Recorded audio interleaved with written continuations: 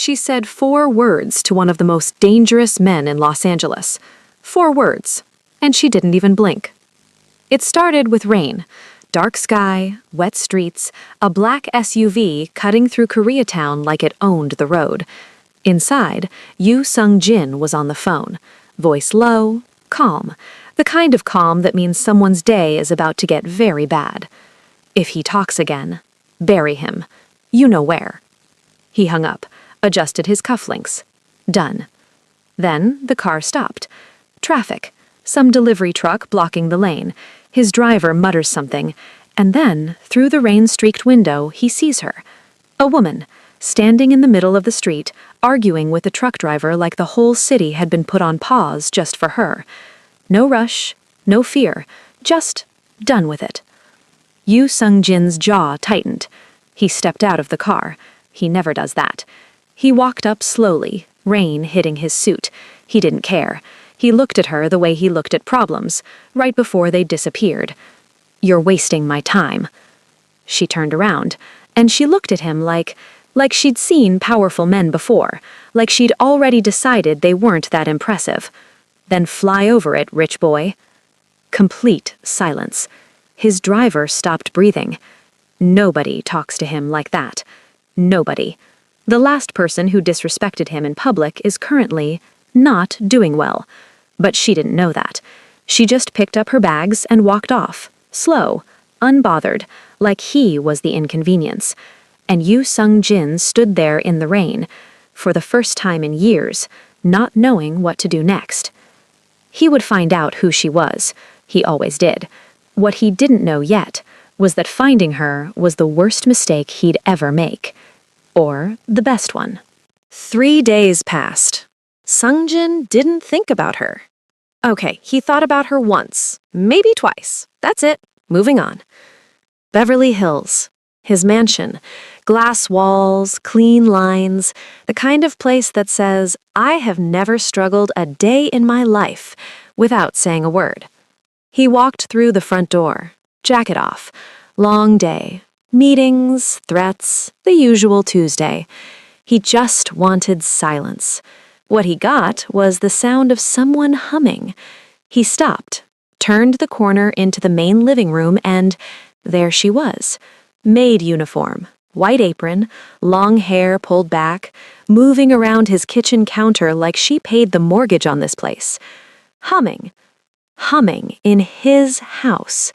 Sung-jin blinked, then blinked again, because sometimes your eyes lie to you and you just need a second to confirm that reality is, in fact, happening. It wasn't lying. She looked up. No gasp, no dropped cloth, no, "Oh my God, I'm so sorry, sir." Just eye contact. "Yeah, you. Problem?" The audacity, the sheer audacity of this woman. His jaw tightened. Same jaw, same tightening. This was becoming a pattern, and he didn't like it. Behind him, his head housekeeper, Mrs. Park, appeared like she'd been waiting for exactly this moment. Small woman, nervous energy. She leaned in and whispered like she was diffusing a bomb. "She's new, sir. Came very highly recommended." Sung-jin didn't respond. He just looked at Shirley. She had already gone back to cleaning, like the conversation was over, like he was the one dismissed. Mrs. Park whispered again, "Should I remove her?" Long pause. No. He didn't know why he said that. He walked upstairs, slowly, and from the top of the landing he stopped, looked down through the glass rail. She was reorganizing the countertop now, moving things around like she had opinions about where they should go, in his house. He watched her for a long moment.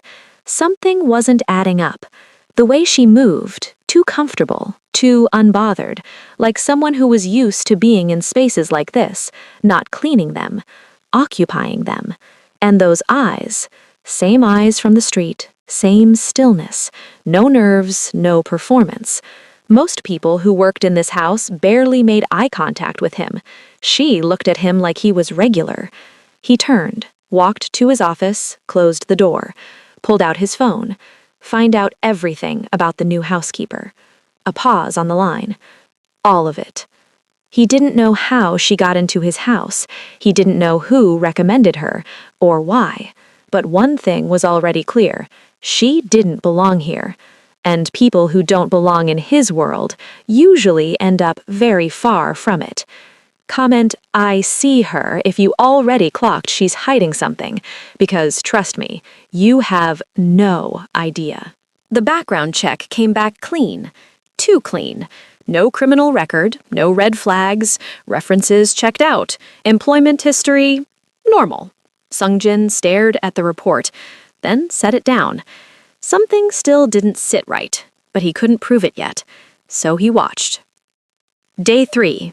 Kitchen, 7 a.m. Sungjae, his son, 9 years old, the only human being on Earth Sungjin genuinely feared disappointing, was sitting at the counter staring at his homework like it had personally offended him.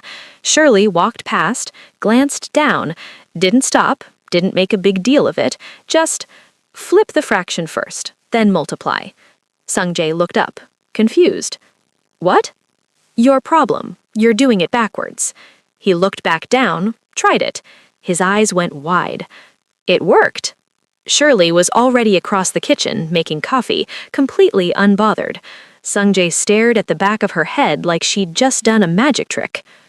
Day 5. Hallway. After-school pickup. Sungjae was telling her about his day, full volume, hands everywhere, the way only kids can talk, and Shirley was actually listening. Not the polite kind of listening, not the yes, wow kind. She was engaged, asking questions, pushing back. Wait, so why didn't you just tell the teacher that? Because, I don't know. You do know. Say it. He thought about it, then said it, and she gave him this small nod like, yeah, that's it. Sungjae smiled.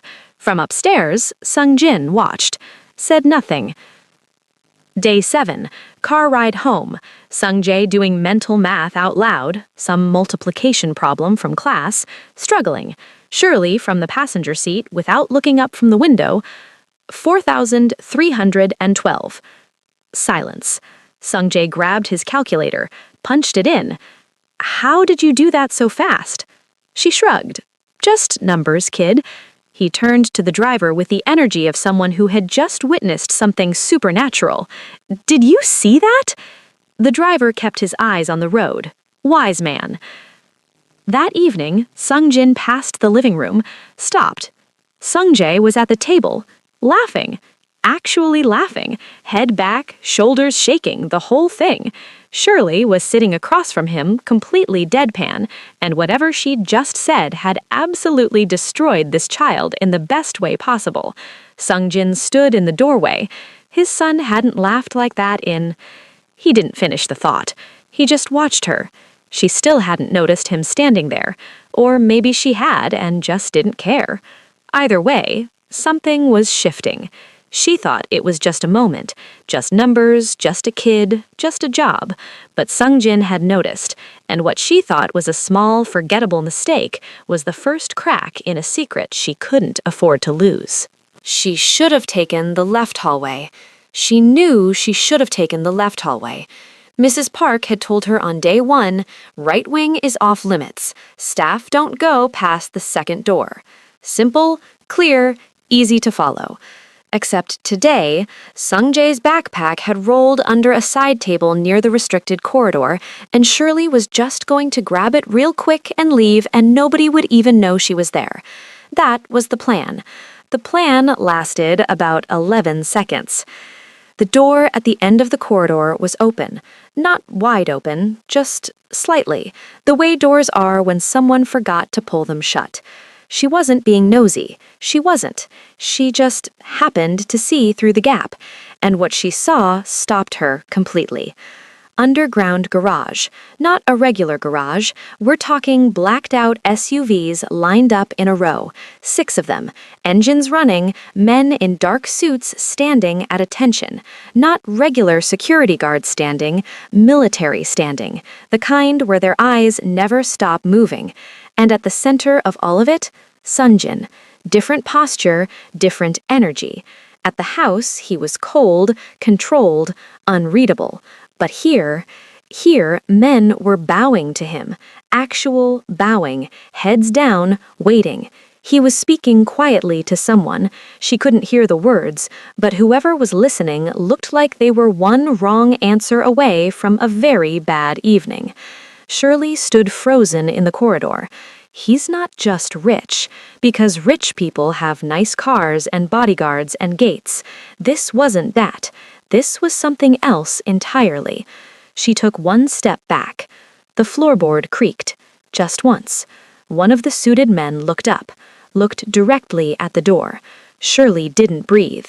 Then a hand closed around her arm, firm, not rough, and pulled her sideways into a doorway alcove. Sungjin. She hadn't even heard him move. He looked at her, same calm face, but his eyes were doing something different now, calculating, assessing, like he was deciding something. You ask too many questions. His voice was low, almost gentle, which somehow made it worse. Shirley's heart was going absolutely feral in her chest, but she refused to let it show. I didn't ask anything. You were looking. The door was open. Pause. His jaw tightened. There it was, that jaw again. "And you hide too much," she said quietly. She didn't know why she said it. Brain-to-mouth filter just gone. Completely gone. Something moved behind his eyes. Not anger. Something more complicated than anger. He let go of her arm, stepped back, straightened his jacket, used the left hallway. Then he walked away. She stood there alone in that corridor, breathing again, but something had changed. She had just stepped into a world that people don't talk about, don't ask about, and almost never walk out of. She went home that Friday like nothing happened. Told herself she'd imagined the whole underground garage situation. Told herself it was probably just an enthusiastic car collection. Rich people do weird things. Moving on. She was almost convinced. Then she got the letter. South Central, her apartment building, the one with the elevator that worked maybe twice a week, and the landlord who communicated exclusively through notes slipped under doors. This note was different. 30 days. Vacate or face legal proceedings. 3 months of back rent. She knew it was coming. She'd been juggling it, moving money around, telling herself she'd catch up. She hadn't caught up. She sat on her bed for a long time, looked at the number on the paper, looked at her bank account, looked at the ceiling. Monday morning, back at the mansion, she cleaned. She smiled at Sung-gae. She acted completely normal. She was not completely normal. Tuesday, her phone rang. It was her bank. "Miss Shirley, we're calling to confirm your account has received a..." She didn't hear the rest of the sentence properly. She made them repeat the number. They repeated it. She sat down on the nearest chair, which happened to be in the middle of the staff kitchen, and just stayed there for a moment. By Wednesday, her landlord had called. Different tone this time. Very soft, very apologetic. Apparently, the debt had been cleared. All of it. And someone had arranged for the unit above hers to be renovated as her new apartment. Bigger, fixed pipes, an elevator that actually worked. She knew exactly one person who could make that happen with a phone call. She walked into Sungjin's private office without knocking. To his credit, he didn't even flinch, just looked up from his desk, calm, like he'd been expecting her. "I don't need your money." Her voice was steady. She'd practiced it in the car. "You needed help. Not from you." He leaned back in his chair, studied her face.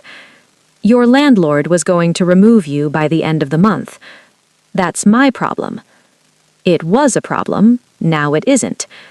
The casual way he said it, like he'd just returned a borrowed pen, like rearranging someone's entire financial situation was just a Tuesday for him. "You don't get to do that," she said. "You don't get to just fix things without asking. That's not help. That's control." Something shifted in his expression. Not guilt. Not quite. "Go back to work, Shirley." She stared at him for a long moment. Then she left. She thought she'd won something in that room. She thought she'd made her point. But here's what she didn't know, what she couldn't know yet. He didn't help her out of kindness. He helped her because he needed her exactly where she was. Close. She was reorganizing the bookshelf in the study when her phone buzzed. Mrs. Park? It's Sungjae. Come now. Cedars-Sinai, downtown LA. By the time Shirley got there, the hallway outside the emergency ward was already tense. 2 doctors talking fast in low voices, nurses moving with that specific urgency that makes your stomach drop. And Sungjin, standing alone by the wall. Still in his suit, still perfect posture, but his face, different. All that cold, controlled, calculated energy, just gone. Replaced by something raw and quiet and terrifying in its own way. He looked like a man who ran the underworld and couldn't do a single thing about what was happening behind that door. Sungjae had collapsed at school, midday, just went down in the middle of class. Seizure-like symptoms, but not quite a seizure. His vitals kept spiking, then dropping. Doctors were treating it like one thing, but it wasn't responding. Shirley stood outside the room and listened to the update. Something nagged at her. She looked at the chart a nurse had left on the station. Just for a second, just a glance. Her eyes moved fast, quietly connecting things. Medication he'd been given last week, the pattern of the spikes, the timing. Has anyone checked for a reaction between the new allergy prescription and his iron supplement? The doctor turned. Excuse me? The dosage overlap. The timing matches the onset. If his body's been storing instead of processing, ma'am, who are you? She's with me. Sungjin's voice. Quiet. Final. The doctor looked between them, then ran the check. 3 minutes. That's how long it took for the results to confirm what she'd seen. Dosage interaction. Rare, easy to miss if you weren't looking for the pattern. They adjusted immediately. Within 20 minutes, Sungjae's vitals began to stabilize. Shirley sat in the waiting room chair, hands folded, staring at the floor. She felt Sungjin sit down beside her. Not across the room, not standing, beside her. Silence for a long moment. Then, don't let him die. So quiet she almost missed it. Not a command this time. No authority in it. No coldness. Just a father, terrified. She looked at him, and for the first time since that street in Koreatown, she saw the actual human being underneath all that control. He's going to be okay, she said. He didn't respond, but he didn't move away either. Sungjae was stable by evening, sitting up, demanding snacks, absolutely fine. Sungjin stood at the foot of his bed and watched him like he was the most important thing in any room he'd ever been in, because he was. Later, in the corridor, he looked at Shirley for a long moment. No words, just something new in his eyes. Trust, real trust, for the first time. The maid had just saved his son, and now nothing about her made sense anymore. Who was she really? It started with a car, parked across from the mansion 2 days in a row. Different plates, same car. Sungjin's security flagged it, ran the plates, dead end, which itself was a red flag because dead ends don't happen by accident. He said nothing to Shirley, but he started watching the perimeter differently. Thursday, she went to a cafe near Koreatown on her day off. Small place, corner seat, earphones in, notebook out. She did this sometimes, just numbers, pages of them, like other people doodle. She didn't notice the man at the window table. He noticed her. Took a photo, made a call, left without ordering anything. Sungjin was waiting outside the cafe when she came out.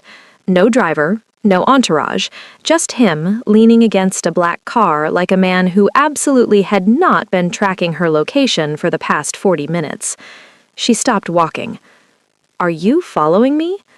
Someone else is. That landed differently. She looked around the street slowly, casual, but her eyes were doing that thing again, moving fast, cataloging, calculating exits. He noticed. "Walk with me," he said. They ended up in a parking structure 2 blocks away, empty, quiet, the kind of place where conversations happen that can't happen anywhere else. He turned to face her.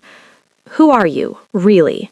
Not a question, the kind of sentence that closes doors behind it. Shirley was quiet for a long moment.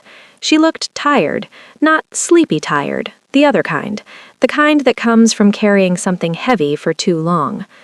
"I was a mathematician," she said finally, "research level, the kind of work most people never see." He waited. 3 years ago, I was contracted to build a financial modeling system, fraud detection, pattern recognition across large transaction networks. She paused. I didn't know who the client really was, not at first, but the system worked too well. It started flagging things that were never supposed to be flagged. Networks, shell companies, money that moved in ways that only made sense if you knew what you were looking for.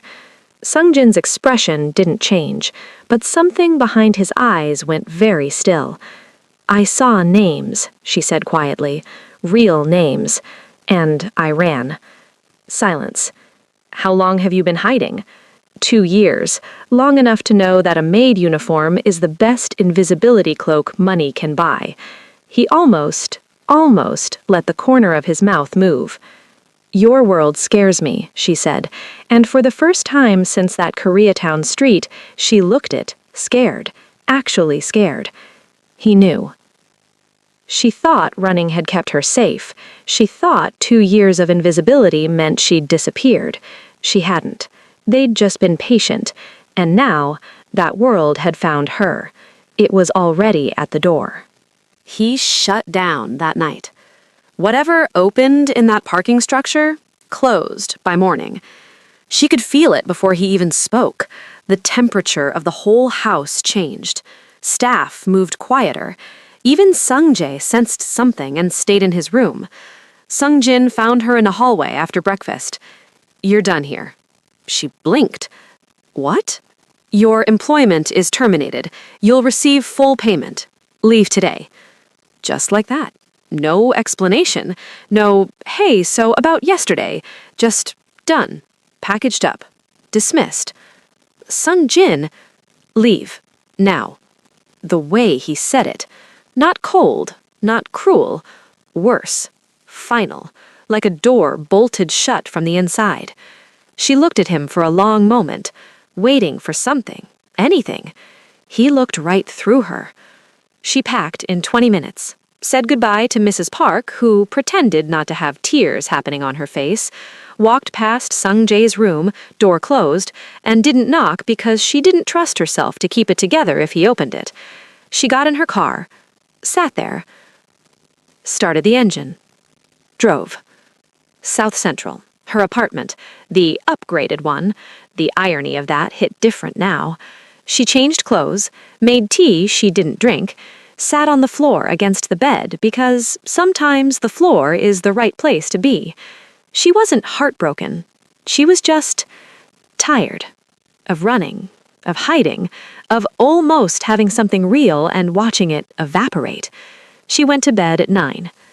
2 a.m. Her phone died. She got up to plug it in, glanced out the window. Black SUV, street below. Not Sungjin's plates. Her body knew before her brain did. She was already moving, jacket, shoes, keys, when the front door took impact. Not a knock. Impact. She went out the fire escape, fast, quiet.